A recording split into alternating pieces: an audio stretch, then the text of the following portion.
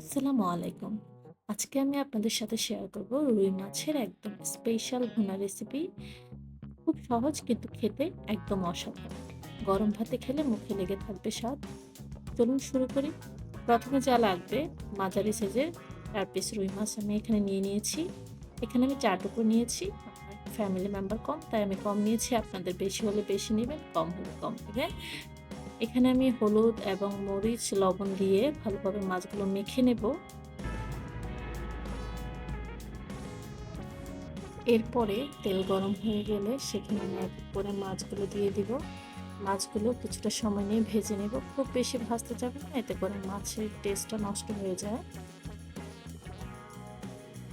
এবার আমি নিয়ে নিচ্ছি কিছু পেঁয়াজ কুচি। পেঁয়াজগুলো পাতলা পাতলা করে কুচিয়ে নেব।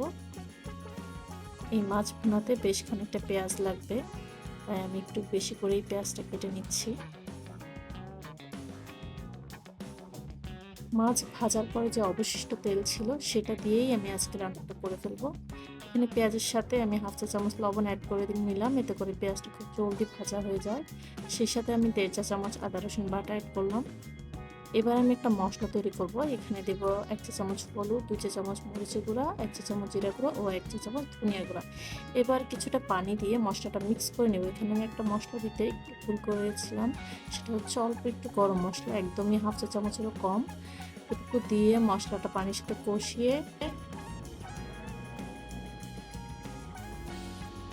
ভালো করে কষিয়ে নেব। কষানো হয়ে গেলে এই পর্যায়ে আমি অনেকটা পানি দিয়ে দেব, যেটা আমি ঝোল হিসেবে ব্যবহার করব, যদিও বেশি ঝোল রাখবো না। পানিটা যখন গরম হয়ে যাবে তখন আমি দিয়ে দিব মাছ। এই ঝোলের মধ্যে মাছটা ঢেকে দিয়ে প্রায় ৫ মিনিট মতো রান্না করে নেব। রান্নার এই পর্যায়ে আমি দিয়ে দিচ্ছি ভাজা জিরা গুঁড়া। ভাজা গুঁড়াটা অ্যাড করলে মাছের টেস্টটা একদম অসাধারণ হয়। আপনারা এইভাবে একদিন ট্রাই করে দেখবেন।